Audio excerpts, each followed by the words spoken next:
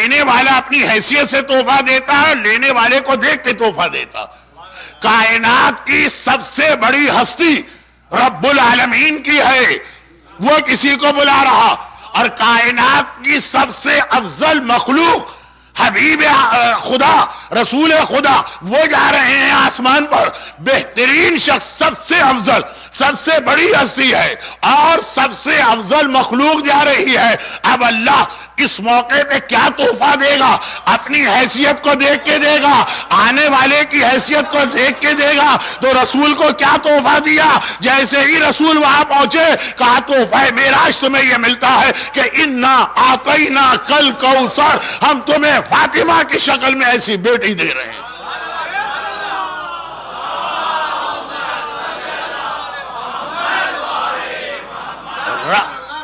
رب العالمین تحفہ دے رہا ہے، اور حبیب الہ العالمین رسول خدا کو تحفہ دیا جا رہا۔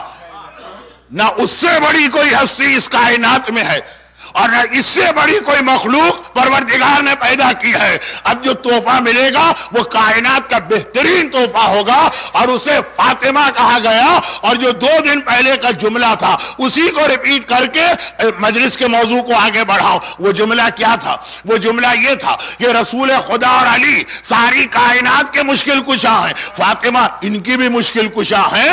اسی سے ملتا ہوا ایک جملہ، رسول خدا ہیں کون؟ جنہیں، اب یہ لفظ تو ذرا میں بدتمیزی سے کہہ گیا، جنہیں کوثر شب معراج اللہ نے یہ کہا میرے پاس آنے والے میرے حبیب میں تجھے کیا تحفہ دوں۔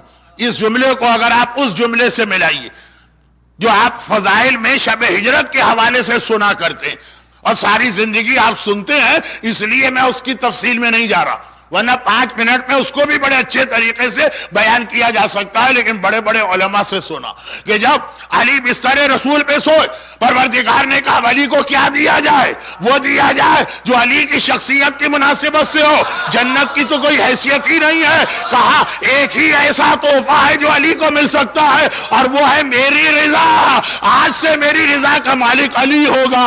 اور اسی طرح سے آج معراج کی رات اللہ کا رسول آسمان پر گیا، خدا نے کہا میرے گھر مہمان آیا، میں اسے کیا دوں؟ کائنات کا سب سے افضل تحفہ دیا جائے گا، اور وہ اس طرح سے ذات فاطمہ دی گئی کہ ایک مشہور حدیث یوم مادر، آج مدرس ڈے بھی ہے اسلامی کیلنڈر کے حساب سے، ایک بہت ہی مشہور حدیث، کہا اللہ تمہیں بیٹے دیتا ہے، بیٹے یہ اللہ کی نعمت ہے، اور بیٹیاں دیتا ہے وہ اللہ کی رحمت ہے۔ اور فرق بھی امام نے بتایا، لَتُسْأَلُنَّ يَوْمَئِذٍ عَنِ النَّعِيمِ، قرآن نے کہا نعمتوں کے بارے میں ہم سوال کریں گے، رحمت کے بارے میں سوال نہیں ہے، رحمت بغیر حساب ملتی ہے۔ جب تمہیں بیٹا ملے، جب تمہارے گھر بیٹا پیدا ہو، ایک نعمت ملی ہے، قیامت میں اس کا جواب دینا ہوگا۔ اور جب تمہارے گھر میں بیٹی پیدا ہو، رحمت ملی ہے جس کا جواب کوئی نہیں ہے، اس کی برکتیں تمہارے گھر میں ہیں۔ تو عام بیٹی، میرے گھر میں پیدا ہونے والی میری بیٹی، آپ کی بیٹیاں، سب کی بیٹیاں ان کے لیے رحمت بن کے آتی ہیں۔ تو فاطمہ بھی تو بیٹی ہے نا، فاطمہ بھی رحمت بنی۔ عام آدمی کے لیے ہماری بیٹی رحمت بنتی ہے، فاطمہ کس کے لیے رحمت بنی؟ فاطمہ اس کے لیے رحمت بنی، وما ارسلناک الا رحمتا للعالمین، تم ساری کائنات کے لیے رحمت ہو۔ جو ساری کائنات کے لیے رحمت ہے، فاطمہ اس کے لیے رحمت ہے۔